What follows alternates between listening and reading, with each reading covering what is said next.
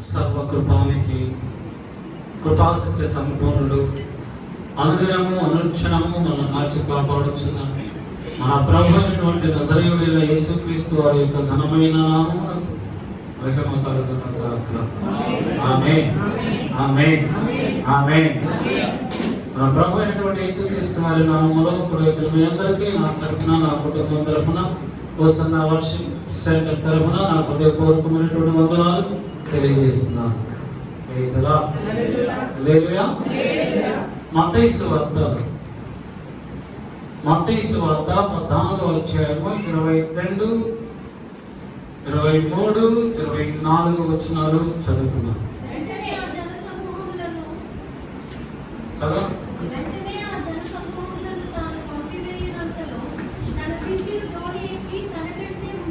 తన శిష్యులు దోణి ఎక్కి తనకంటే ముందుగా అద్దరికి వెళ్ళవలెనని ఆయన వారిని బలవంతము చేశాడు.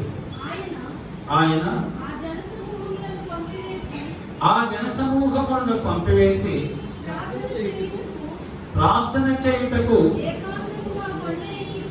ఏకాంతముగా కొండ ఎక్కిపోయి సాయంకాలమైనప్పుడు ఒంటరిగా ఉండేది. 24 అప్పటికి ఆ దోణి దరికి దూరముగా ఉన్నందున, గాలి ఎదురైనందున, అలల వలన కొట్టబడుచున్నందు వలన అద్దరికి వెళ్ళలేకపోయింది. యేసు ప్రభు వారి శిష్యుని పిలిచి, మీరు అందరికీ నాకంటే ముందుగా మీరు వెళ్ళండి అని వారిని పంపించి వేసి ఆయన ఒంటరిగా ప్రార్థన చేసుకోవడానికి ఆ కొండ దగ్గరికి ఆయన వెళ్ళిపోయారు. శిష్యులు దోణి ఎక్కి అద్దరికి ప్రయాణం చేస్తూ ఉన్నారు. ఆ దోణి దూరంగా వెళ్ళిపోయిన తర్వాత అప్పుడు అక్కడ పెద్ద గాలులు వీచింది. గాలి బాగా ఎదురైనందున అలల వలన కొట్టబడుతుంది. అలల వలన ఆ దోణి యొక్క సముద్రంలో ముందుకు వెళ్ళడం లేదు, వెనక్కి వెళ్ళడం లేదు, అక్కడక్కడే తిరుగుతూ ఉన్నది. ఆ అలలకి ఆ శిష్యులు భయపడి ఆ ప్రమాదంలో భయపడే వాళ్ళు ఉన్నారు. ఈ వాక్యాన్ని పరిశుద్ధాత్మ దేవుడు మనకి అనుగ్రహించి ఇప్పుడు యేసు ప్రభు వారితో ఉన్నాడు. యేసు ప్రభు వారితో వారు ఎక్కడున్నారు? దూరముగా ఉన్నారు. ప్రభువుకు దూరముగా ఉన్నారు. ప్రభువు వారితో లేడు. అప్పుడు గొప్ప అలలు వారి మీదకి ఎగిసి వచ్చింది. ఆ అలలు బలముగా కొట్టినందువల్ల ఆ శిష్యులు ప్రభువు చెప్పినట్లుగా అద్దరికి వెళ్ళలేకపోతున్నారు. ప్రభు ఏమన్నారు? మీరు నాకంటే ముందుగా బయలుదేరి మీరు అద్దరికి వెళ్ళండి అన్నారు. అయితే వాళ్ళు ప్రయత్నిస్తున్నారు అద్దరికి వెళ్ళడానికి. ఆ దరికి వెళ్ళడానికి ప్రయత్నిస్తూ ఉన్నారు. ఎంత ప్రయత్నించినా కూడా ఆ దోణి కదలడం లేదు, వెళ్ళడం లేదు. ఎందుకు వెళ్ళడం లేదు? అలలు అడ్డుగా వచ్చినాయి. అలలు బలముగా వీచినందువలన ఆ దోణి అద్దరికి వెళ్ళలేనటువంటి పరిస్థితిలో ఉన్నది. శిష్యులకి ఏం చేయాలో అర్థం కానటువంటి పరిస్థితుల్లో శిష్యులు కూడా ఉన్నారు. దేవుని సంగమా, ప్రతి క్రైస్తవుడు కూడా మనమందరము కూడా అద్దరికి వెళ్ళాలి. ఆ దరికి వెళ్ళాలి. ఆ దరిని ఏముందో మీకు తర్వాత చెప్తాను. ఆ దరికి వెళ్ళాలి. ప్రభు ఎందుకు అద్దరికి వెళ్ళమని? మీరు వెళ్ళండి, మీరు నాకంటే ముందుగా మీరు వెళ్ళండి అని ప్రభు ప్రార్థన చేసుకోవడానికి వెళ్ళారు. వీరు అందరికి ప్రయాణం అయిపోతూ ఉన్నప్పుడు భయంకరమైనటువంటి పెద్ద అలలు వారిని ఎదుర్కొన్నాయి. ఆ అలలు ఎదుర్కొనటం వల్ల వారు ముందుకి సాగలేకపోయారు, ముందుకు ప్రయాణం చేయలేకపోయారు, అందరికీ వెళ్ళలేకపోయారు. దేవుని బిడ్డలారా, మనము కూడా మన జీవితంలో అద్దరికి వెళ్ళాలని ఎంతో ప్రయత్నిస్తాం, ఒక దర్శనంతో ప్రయాణం చేస్తాం, ఉత్సాహంతో ప్రయాణం చేస్తాం, ఉజ్జీవంతో ప్రయాణం చేస్తాం, ప్రణాళికాబద్ధంగా ప్రయాణం చేస్తాం. అయినప్పటికీ నువ్వేదైతే సాధించాలనుకుంటున్నావో, ఏదైతే పొందుకోవాలనుకుంటున్నావో దాన్ని పొందుకోలేకపోతున్నావు, దాన్ని సాధించుకోలేకపోతున్నావు. నీ జీవితంలో నువ్వు ఏదో చేయాలనుకుంటున్నావు, ఆ వాటిని సాధించడం కొరకు, వాటిని నెరవేర్చడం కొరకు, వాటిని పొందుకోవడం కొరకు నువ్వు ఎంతో ప్రయాసపడుతున్నావు, ఎంతో ప్రయత్నిస్తున్నావు. కానీ ఈ అలలనే వచ్చి నిన్ను వెళ్ళనివ్వకుండా ఆటంకపరుస్తున్నాయి. నువ్వు ఎక్కడికి వెళ్తున్నావో తెలియనటువంటి పరిస్థితిలోనే నువ్వు ప్రయాణం చేస్తూ ఉన్నావు.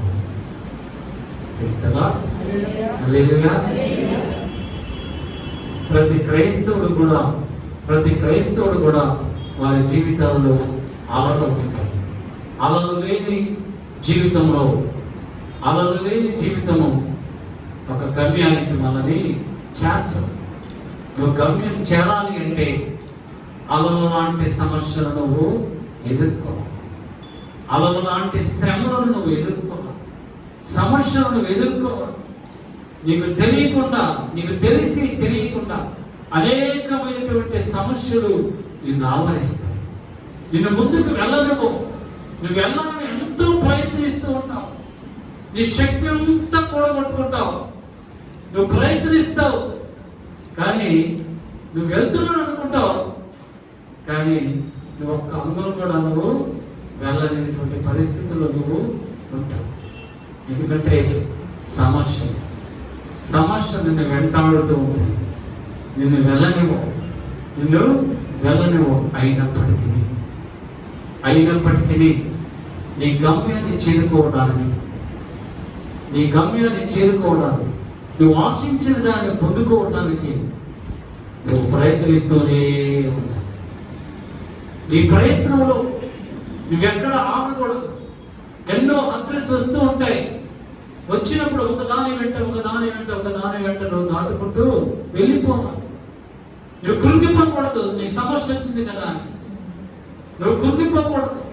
నిన్నెవరో అవమానపరిచారు కదా అని నువ్వు ఆ అవమానాన్ని తలుచుకుంటూ నువ్వు ఏడుస్తూ కూర్చోకూడదు. నీ మీద ఎవరో నిందలు వేశారని వాటిని ఆలోచిస్తూ నువ్వు కూర్చుంటే నీ గమ్యాన్ని నువ్వు చేరలేవు. సింహము ఆకలిగా ఉన్నప్పుడు తన ఆహారాన్ని సంపాదించుకోవడానికి ముందు ఒక పద్ధతి, ఒక ప్రణాళికను ఏర్పాటు చేసుకుని, ఒక పథకాన్ని ఏర్పాటు చేసుకుని ఆ పథకం ప్రకారం తాను వేటాడబోతున్నటువంటి జంతువు కొరకు ఆ జంతువు దొరికే వరకు కూడా అది ప్రయాణిస్తూనే ఉంటుంది, పరిగెత్తుతూనే ఉంటుంది. చివరికి దాన్ని చంపివేస్తుంది. దాని ప్రయాణంలో ఎన్నో అడ్డంకులు వస్తాయి, ఎన్నో గోతులు వస్తాయి, ఎన్నో కంటకాలు వస్తాయి, ఎన్నో ముళ్ళు తుప్పులు ఉంటాయి, ఎన్నో ఆటంకాలు వస్తాయి. అయినప్పటికీ దాని టార్గెట్ ఏంటంటే దాన్ని ఎంచుకున్నటువంటి ఆ జంతువుని చంపాలి, దానిని తినాలి, దాని ఆశయం నెరవేరాలి. దేవుని బిడ్డలారా, నీ ఆశయం నెరవేరాలి అంటే ఒక పథకం ప్రకారం, ఒక ప్లానింగ్ ప్రకారం నీ జీవిత ప్రయాణంలో నువ్వు ప్రయాణిస్తూ ఉంటే ఎన్ని అడ్డంకులు వచ్చినా, ఎన్ని ఆటంకాలు వచ్చినా, ఎంతమంది అవమానపరిచినా, ఎంతమంది నిందలు మోపినా, నీకు ఎన్ని విధమైన కష్టములు నీకు వచ్చినా వాటన్నిటిని నువ్వు దాటుకుంటూ వెళ్తున్నప్పుడు ఆ గమ్యాన్ని నువ్వు చేరుకుంటావు. ఈరోజు మీకు ప్రపంచమంతా గర్వించదగినటువంటి ఒక మహత్తరమైనటువంటి వ్యక్తి తన జీవితంలో ఎదుర్కొన్నటువంటి సమస్యల గురించి మీకు చెప్తాను. ప్రపంచం ప్రపంచమంతా గర్వించదగినటువంటి గొప్ప వ్యక్తి. ఎన్నో సమస్యలు ఎదుర్కొన్నాడు. ఎన్నో నిందలు, అవమానాలు, కష్టాలు, సమస్యలు ఎదుర్కొని తను ఆశించిన దానిని చివరికి దానిని పొందుతుంది. ఆ గమ్యాన్ని చేరాలా నువ్వు నేను. ఆ వ్యక్తి ఎప్పుడు పుట్టాడో మీకు చెప్తాను. మీకు ఎవరైనా తెలిస్తే ఆ వ్యక్తి పేరు మీరు చెప్పండి. 1891 సంవత్సరంలో ఏప్రిల్ 14వ తారీఖున ఆయన మన దేశంలోనే పుట్టాడు. ఎవరు చెప్పండి? చాలా బాగా గుర్తుపెట్టుకున్నారు మీరు అందరూ. వైజరా హల్లెలూయా. ఆ వ్యక్తిని మనము మర్చిపోకూడదు. కొంతమంది వ్యక్తులను మనము మర్చిపోకూడదు. ఎంతమంది దగ్గర అంబేద్కర్ యొక్క జీవిత చరిత్ర రాసినటువంటి పుస్తకాలు ఉన్నాయి? చరిత్ర ఎవరి దగ్గరైనా ఉన్నాయా? ఒక సిస్టర్ గారు, సరోజిని సిస్టర్ గారు మాత్రమే ఇస్తారు. అందరు ఎవరి దగ్గర ఆయన జీవితాన్ని గురించిన పుస్తకాలు లేవు. చదవండి, లేకపోతే కొనుక్కొని ఆ పుస్తకం చదివితే మనము మన గమ్యాన్ని ఎలా చేరుకుంటామో అందులో రాసి. 1891 సంవత్సరం ఏప్రిల్ 14వ తారీఖున అంబేద్కర్ జన్మించారు. ఆయన జన్మించిన 6 సంవత్సరాలకి ఆమె తల్లి మరణించింది. అంబేద్కర్ స్కూల్కి వెళ్తే గోల్డ్ పట్ట తీసుకుని స్కూల్కి వెళ్ళాలి. అందరూ కూర్చున్న చోటనే కూర్చోవడానికి వీళ్ళు దూరముగా గోనె పట్ట మీద కూర్చోబెట్టేవారు. అయినా ఆయన ఏమి బాధపడలేదు. ఆయనకు ఒక ఆలోచన ఉంది, ఒక ఉద్దేశం ఉంది, ఒక గమ్యాన్ని నేను చేరాలి. ఆ గమ్యం చేరడానికి ఎంత కష్టమైనా, ఎంత అవమానమైనా భరించడానికైనా సిద్ధం. మంచి నీళ్ళు అడిగితే దాహం అయితే నాకు దాహం అవుతుంది, నాకు నీళ్ళు ఇవ్వండి అని అడగడానికి నోరు తెరిచి అడగడానికి వీలు లేదు. దాహం అవుతుందని నువ్వు సైగ చేయాలా? నువ్వు సైగ చేస్తే అది చూసి అక్కడున్న వారికి ఎవరికైనా సరే నీ మీద దయగలిగితే ఆ వ్యక్తి దూరముగా ఉండి ఆ యొక్క పాత్ర పైకెత్తి నోరు తెరిస్తే నోట్లో పోస్తుంది. అయినా అంబేద్కర్ దానిని కూడా సహించి స్కూల్లో టీచరు ఆ చేసినటువంటి హోంవర్క్ని సరిగా చేసేదా లేదా అని దానిని దిద్దడు. స్కూల్లో టీచరు అందరి విద్యార్థులకి వేసినట్టుగా ప్రశ్నలు వేయడు. ఎందుకు దిద్దడు అంటే, అది దిద్దాలి అంటే అంబేద్కర్ పట్టుకున్నటువంటి ఆ పుస్తకాన్ని ఆ టీచరు పట్టుకో, అది ఆ టీచర్కి ఇష్టం లేదు. ఎందుకు ప్రశ్నలు వేయడంటే ఆ ప్రశ్నకు సమాధానం అంబేద్కర్ నోటి నుండి చెప్తాడు కనుక, అతని నోటి మాట వినటం అసహ్యం కనుక ప్రశ్నలు కూడా వేసేవారు. అయినా అంబేద్కర్ వాటిని పట్టించుకుని తాను చదువుకునేటప్పుడు, బయటకు వెళ్ళి చదువుకునేటప్పుడు ఆయన ఒక రూమ్లో ఉండేవాడు. రూమ్ కాదది, ఒక గోడౌన్. ఆ గోడౌన్లో ఆయన పడుకోవటానికి, కాళ్ళు చాపి పడుకోవటానికి స్థలం లేదు.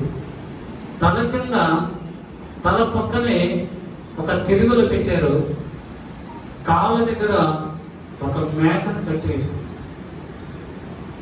తల దగ్గర తిరుగులు ఉన్నది, తలడానికి వెళ్ళలేదు. కాళ్ళ దగ్గర మేక ఉన్నది, కాళ్ళు చాపుకోవడానికి వీలు. మరి ఎలాగా నిద్రపోతాడు చెప్పండి? ఎలాగా నిద్రపోతాడు?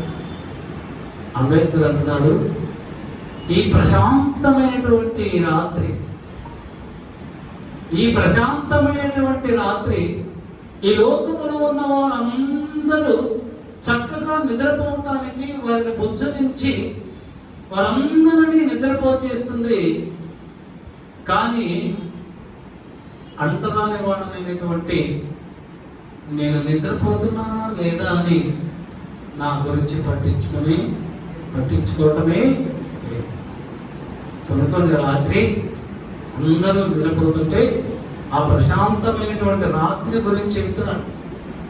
ఈ ప్రశాంతమైనటువంటి రాత్రి ఈ లోకంలో ఉన్న వారందరూ నిద్రపోవటానికి వారిని బుజ్జగించి వారు నిద్రపుచ్చుతోంది. కానీ ఈ యొక్క అంటరాని వాడనైనటువంటి నన్ను నిద్రపోతున్నానా లేదా అని కూడా నా వైపు చూడటం లేదు. ఆయన ఏ ఒక్కరోజు కూడా రాత్రి సరిగా నిద్రపోలేదు. తెలుసా? హల్లెలూయా. అయినా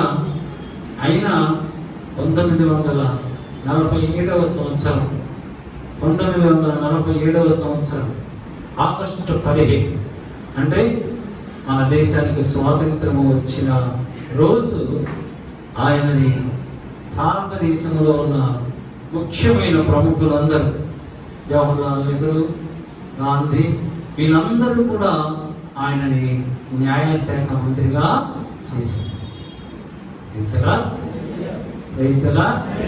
దాహముని కిమ్మని అడగటానికి కూడా యోగ్యత లేని ఒక వ్యక్తి భారతదేశానికి న్యాయశాఖ మంత్రిగా 1947వ సంవత్సరం ఆగస్టు 29వ తారీఖున భారతదేశంలో ఉన్న ప్రముఖులందరూ ఆయన దగ్గరకు వచ్చి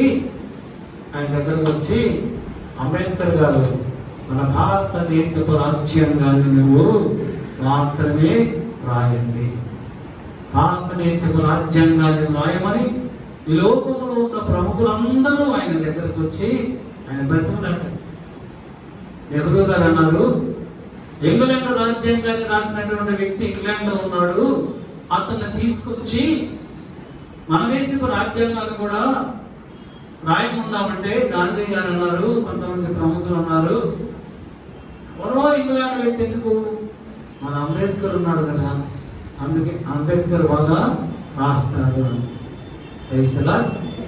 దాహమునకు నీళ్ళమ్మని అడగటానికి కూడా యోగ్యత లేనటువంటి వ్యక్తి, పరీక్షల్లో కనీసం హోంవర్క్ దిద్దటానికి కూడా యోగ్యత లేనటువంటి వ్యక్తి, గుర్రపు పట్టి మీద ఎక్కితే గుర్ర పండేవాడు నువ్వు అంటరాని వాడు అని కిందకి పడవేసి కొడితే ఏమి మాట్లాడటానికి కూడా అర్హత లేనటువంటి వ్యక్తి, స్కూళ్ళలో, హై స్కూల్లో, కాలేజీల్లో ఎంతమంది ఎన్నో రకాలుగా అవమానించబడినటువంటి వ్యక్తి ఇన్ని అవమానాలు భరించినా చివరికి తాను ఏమి ఆశించాడో, తాను ఏమి పొందుకోవాలనుకున్నాడో, తన గురి ఏమిటో ఆ గురికి అంబేద్కర్ చేరుకున్నాడు.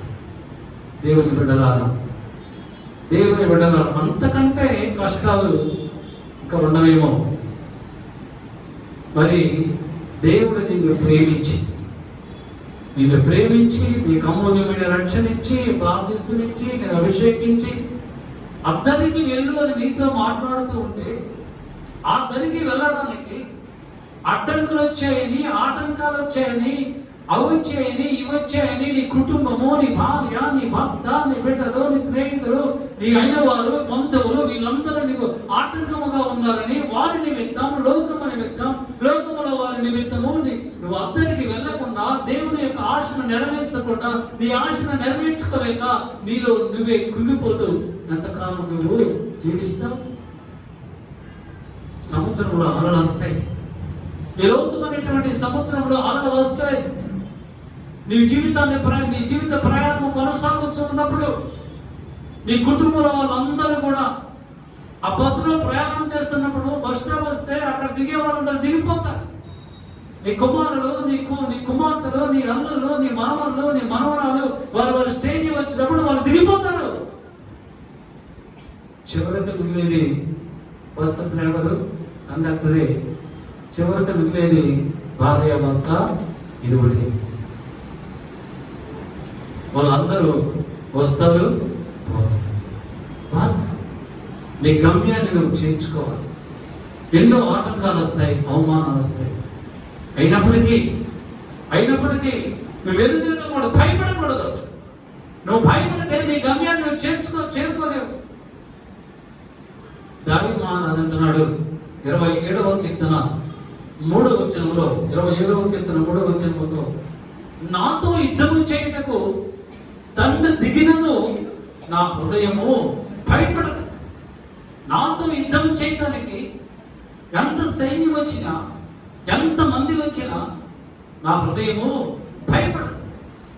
ఎందుకంత ధైర్యంగా ఉన్నాడు దావీదు? నా దేవుడు నాతో, ఆ దండను జయించగలిగిన వాడు, దండను జయించగలిగిన వాడు నాతో ఉన్నాడు, నేను భయపడను. దేవుడైన యెహోవా అంటున్నాడు ద్వితీయోపదేశకాండం 20వ అధ్యాయం 1, 3, 4 వచనాల్లో, మీ హృదయంలో జంకనీయకుడి, భయపడకుడి, వణకకుడి, వారి ముఖము చూచి బెదరకుడి, మీ కొరకు మీ శత్రువులతో యుద్ధం చేసి మిమ్మల్ని రక్షించేవాడు మీ దేవుడైన యెహోవా. నువ్వు భయపడద్దు. నీకు వచ్చిన సమస్యల గురించి భయపడవద్దు. ఎవరైనా సరే, ఎవరు యుద్ధం ఇచ్చినా సరే, ఏదైనా సమస్య వస్తే నువ్వు భయపడద్దు, నువ్వు వనకొద్దు, నువ్వు చదివేది. ఎందుకంటే నీ సమస్యతో పోరాడేవాడు నీ దేవుడైనటువంటి యేసు. ఆయన పోరాడతాడు. పోరాడేది నువ్వు కాదు, పోరాడేది నువ్వు కాదు. నిన్ను పిలిచిన నీ దేవుడు పోరాడతాడు. నిన్ను పిలిచిన నీ దేవుడు నీ కాపుదలుగా ఉంటాడు.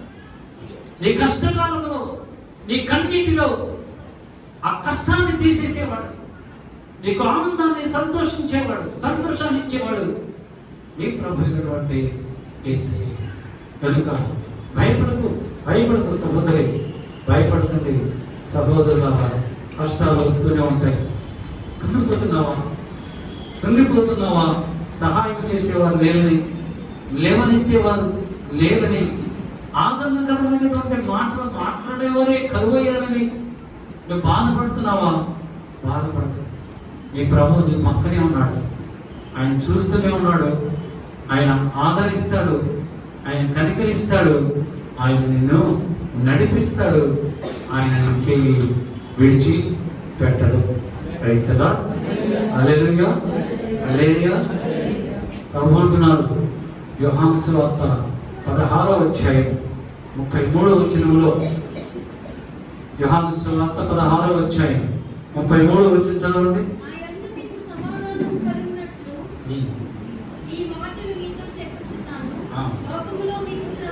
లోకములో మీకు శ్రమ కలుగును, అయినను ధైర్యము తెచ్చుకొనుడి, నేను లోకములో జయించి ఉన్నాను. లోకములో మీకు శ్రమ కలుగును, మీకు శ్రమలు కలుగుతాయి. అయినప్పటికీ ధైర్యం తెచ్చుకోండి. ఎందుకంటే నేను లోకాన్ని జయించాను, లోకమును జయించిన నేను నీకు తోడుగా ఉన్నాను. లోకములో శ్రమలు వస్తూనే ఉంటాయి, వాటి గురించి నేను భయపడనక్కర్లేదు. దావీదు మహారాజు తన కుమారుడైనటువంటి సొలొమోను పిలిచి సొలొమోనుతో అంటున్నాడు, రాజుల మొదటి గ్రంథం 2వ అధ్యాయం 2వ వచనంలో, లోకులందరూ పోవలసినటువంటి మార్గంలో నేను పోతున్నాను. చాలు అంటున్నాడు సొలొమోను, నా కుమారుడా, లోకులందరూ పోవలసిన మార్గంలో నేను పోవచ్చున్నాను. మనమందరము లోకులందరూ పోవలసిన మార్గంలో పోవలసిన వారు అంటే మనందరము కూడా చనిపోవలసిన వారు. ఆ మరణశయ్య మీద ఉంది దావీదు కొడుకులు పిలిచి తన పక్కన కూర్చోబెట్టుకొని, నా కుమారుడా, అందరూ ఎలాగా మరణిస్తున్నారో, ఎలాగా పోతున్నారో నేను కూడా అలానే పోవలసి వచ్చింది, నేను కూడా అలానే పోతున్నాను.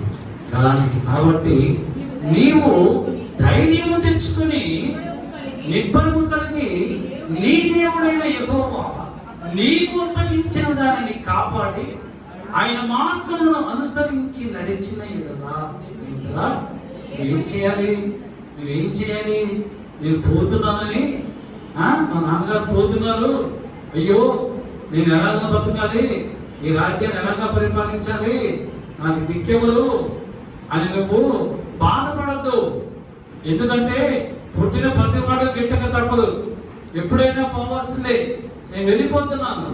అయితే నీవు చేయవలసింది ఏంటంటే, కాబట్టి నీవు ధైర్యము తెచ్చుకొని నిబ్బరము కలిగిన వాడమై నీ దేవుడైనటువంటి యెహోవా నీకు అప్పగించిన దానిని నీకు అప్పగించిన దానిని కాపాడి ఆయన మార్గమును అనుసరిస్తూ నడిచింది కదా. ఆయన మార్గం ఏం చేయాలా?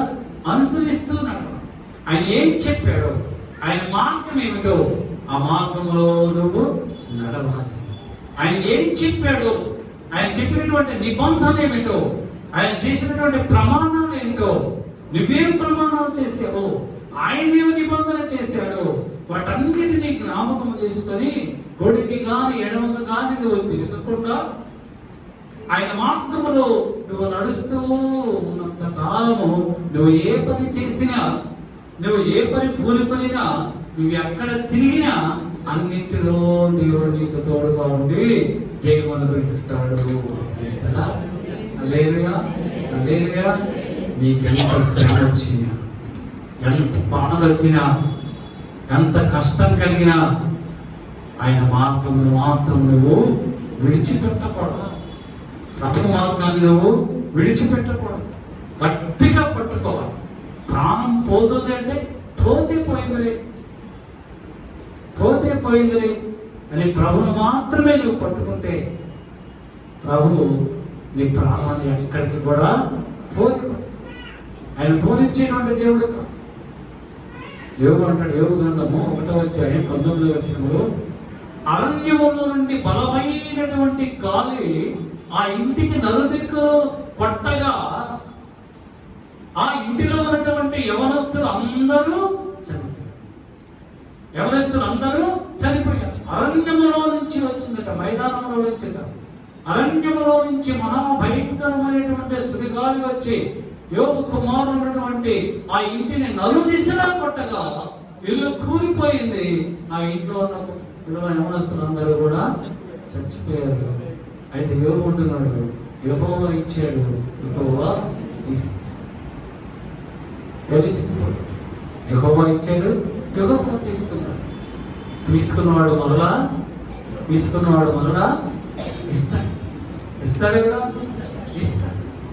నువ్వు ప్రభుని ఏమిచ్చావో, ప్రభు నిన్ను ఏమడిగాడో, ప్రభు నిన్ను ఏమడిగాడో, ఏమివ్వమన్నాడో, ఏమడిగాడో అది నువ్విస్తే ప్రభు నీకు మరలా అనేక తిరిగి ఇస్తాడు. దేవుడు అబ్రహాముకి వచ్చి, అబ్రహామా, ఒక్కడైనా నీ కుమారుణ్ణి నేను చూపించు మోరియా పర్వతంలో ఒక దాని మీద నాకు బలిగా అర్పించు అన్నాడు. అబ్రహాము ఏమన్నాడు? చిత్తము ప్రభా, చిత్తము ప్రభు. ఇంకేం మాట్లాడు? చిత్తము ప్రభా. ఎందుకన్నాడు అబ్రహాము? ప్రభువు నాకు సంతానం ఇస్తానన్నాడు. ఇచ్చి ఏమని ఆశీర్వదించాడు? అబ్రహామా, నీ సంతానమును ఆకాశమున్నది నక్షత్రముల వలె, భూమి మీద ఇసుక రేణుల వలె విస్తరింపచేస్తానన్న దేవుడు నాకు ఒక కుమారునిచ్చి మరలా ఇప్పుడు అంటున్నాడు, నా కుమారుని నాకు ఇచ్చేయంటున్నాడు.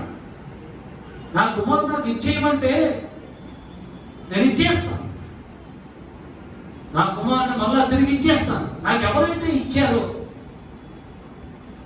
నాకెవరైతే సంపాదన ఇచ్చారో, నేను సంపాదించుకోవటానికి ఎవరైతే ఆ భాగ్యం నాకు అనుగ్రహించారో ఆయనే వచ్చి నన్ను అడిగితే నేను ఇచ్చేస్తాను. ఎందుకు? ఇచ్చిన వాడు ఇవ్వమన్నప్పుడు మనం ఇస్తే తిరిగి మళ్ళా దానికి డబుల్ ప్లేసిక్స్కైనా ఇస్తాడు. అబ్రహాం ఆలోచన అదే. ఒక్కడైనా ఈ కుమారుని ఇచ్చేస్తే ఆయన అడిగాడు, ఇచ్చేద్దాం. అప్పుడు నా సంతానాన్ని, ఆకాశముందర నక్షత్రం సంతానాన్ని నాకు ఇస్తాడు. వాగ్దానాన్ని అబ్రహాము మరచిపోలేదు కనుక అడిగిన వెంటనే ఇచ్చాడు. యోగు కూడా ఏమన్నాడు? యెహోవా ఇచ్చిన, యెహోవా తీసుకున్నాడు. తీసుకున్నాడు. మరి దేవుడు యోగుకి మన సంతానం ఇవ్వలేదా? సంతానం ఇవ్వలేదా? యోగు గ్రంథం 42వ యోగు గ్రంథం 42వ అధ్యాయం 10 వచనం 10, 11 చదవండి. మరియు అతనికి 7 కుమారులను 3 కుమార్తెల్ని ఇచ్చి, అంత మాత్రమే కాదు కానీ 10 వరకు రాయబడుతుంది, యోగుకి 2 ఆశీర్వాదములు ఇచ్చిన ఇస్తాడు మన దేవుడు. ఇప్పుడు మన కష్టం వచ్చినా బాధ వచ్చినా మనం వెలుగు తిరగకుండా మనం ప్రభు మనతో ఏమైతే మాట్లాడాడు, మనతో ఏం చెప్పాడు, ఆయన మాట శ్రద్ధగా విని, ఆయన మాట ఎలాగా వినాలి? శ్రద్ధగా విని. ఆయన మాట ఎవరైతే శ్రద్ధగా వింటారో, నిన్న సాయంకాలం శనివారం సాయంకాలం ప్రవచించినటువంటి ఆ మాట, ఇశ్రాయేలీయుల దేవుడైన యెహోవా రెక్కల కింద సురక్షితముగా ఉండనట్లు నువ్వు వచ్చావు అని రూపుతో పోయేజో అంటున్నాడు. ఎందుకు వచ్చావు? ఆయన రెక్కల కింద సురక్షితముగా ఉండాలని, ఆయన రెక్కలు సురక్షితమైనవని అక్కడికి వచ్చాడు. కనుక దేవుడు నీకు మంచి బహుమానము, శ్రేష్టమైనటువంటి బహుమానము నీకు ఇస్తాడు. నువ్వు చేసినదంతటి దానికి నీకు ప్రతిఫలం ఇస్తాడు. నువ్వు ఆయన రెక్కల కిందకు వచ్చావు కనుక ఆయన నీకు బహుమానం కూడా ఇస్తాడు. నేను కూడా రూతులాగానే ఆమె ఏం చేసింది? తన తల్లిదండ్రుల్ని విడిచిపెట్టి, తన స్వజనాన్ని విడిచిపెట్టి, తన బంధువుల్ని విడిచిపెట్టింది. చివరికి తన ఊరిని, తన దేశాన్ని, సమస్తాన్ని విడిచిపెట్టి పెంట కుప్పగా ఎంచుకొని ఎవరో తెలియని ప్రజల మధ్యలో ఏదో పొందుకోవాలని ఆశిస్తూ, భాష రాదు, సంప్రదాయాలు తెలియదు, ఎలాగా ఉండాలో తెలియదు, ఎలాగా ప్రవర్తించాలో తెలియదు, ఏం మాట్లాడాలో తెలియదు. అయినప్పటికీ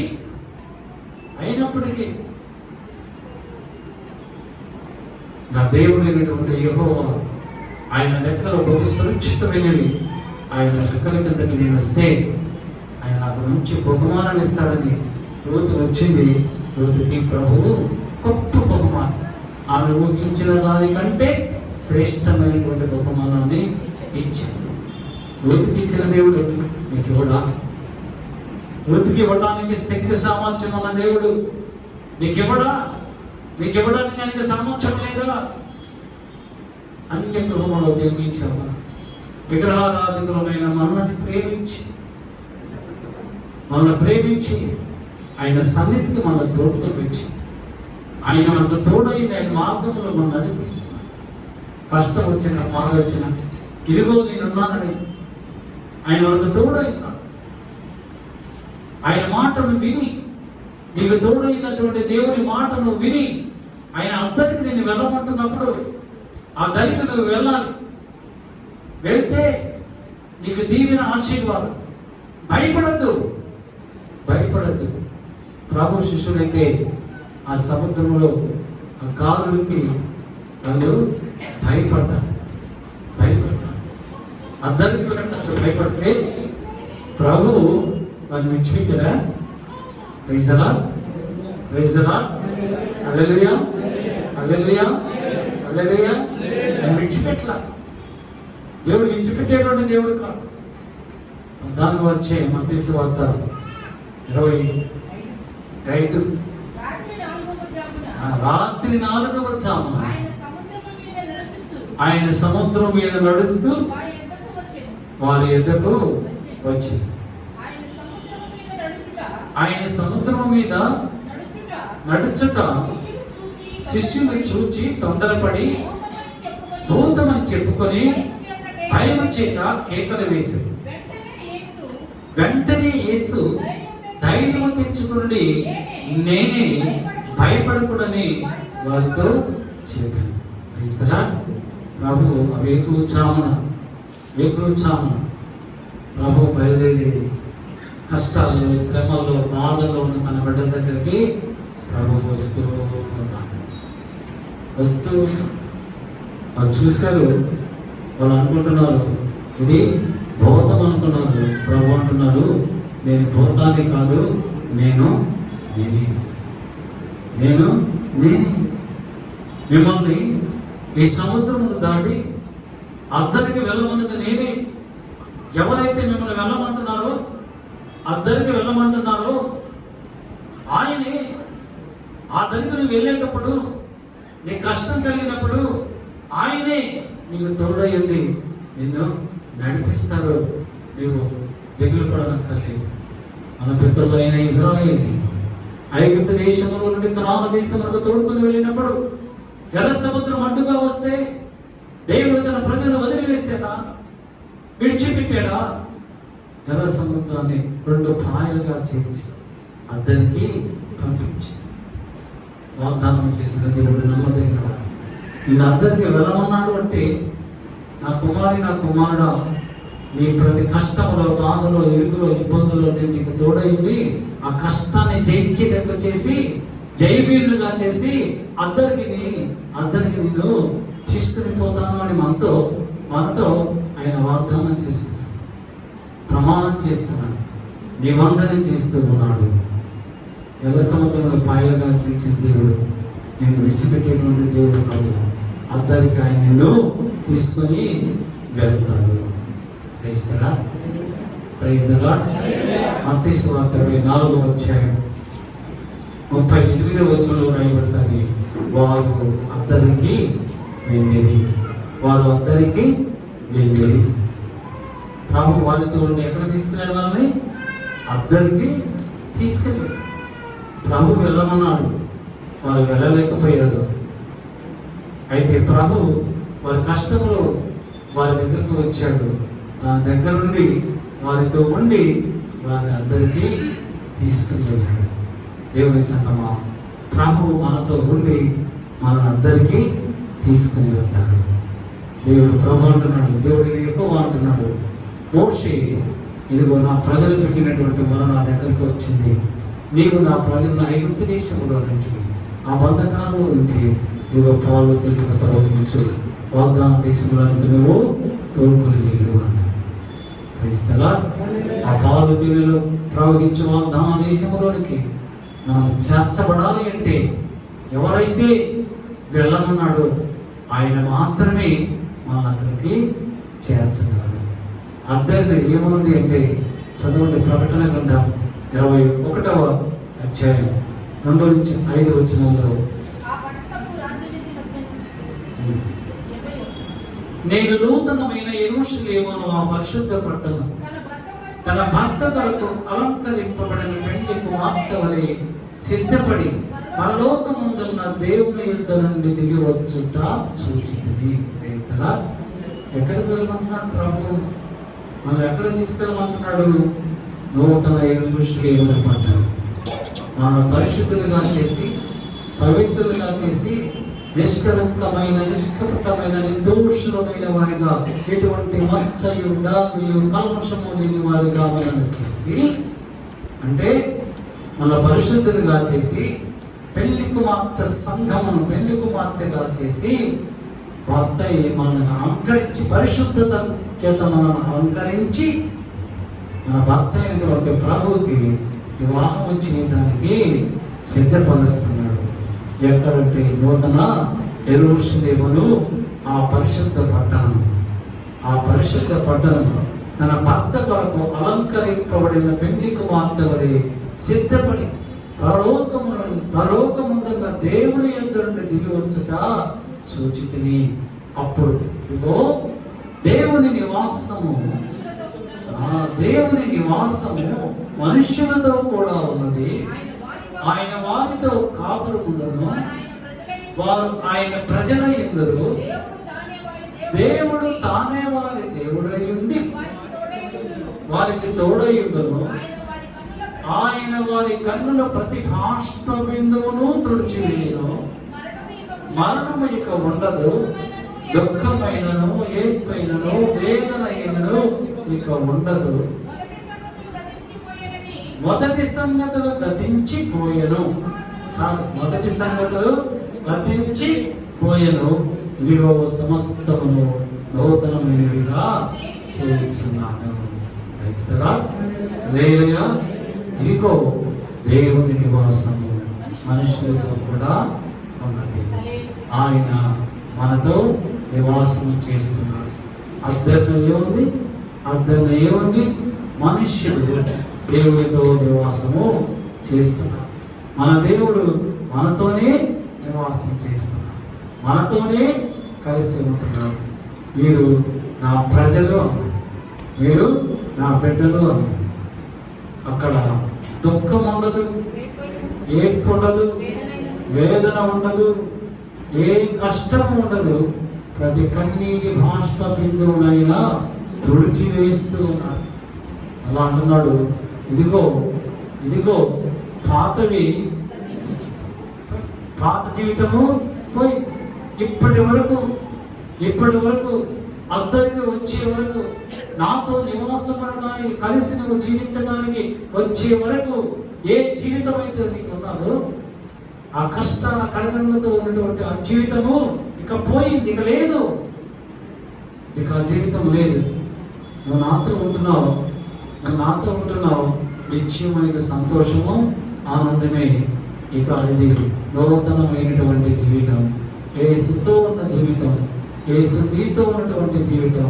యేసుతో నీవుంటే, యేసు నీతో ఉంటే నీకు ఏ దుఃఖము కూడా ఉండదు, ఏ అలలు కూడా నిన్నేమీ చేయలేవు, ఏ ఆటంకాలు కూడా నిన్నేమీ చేయలేవు.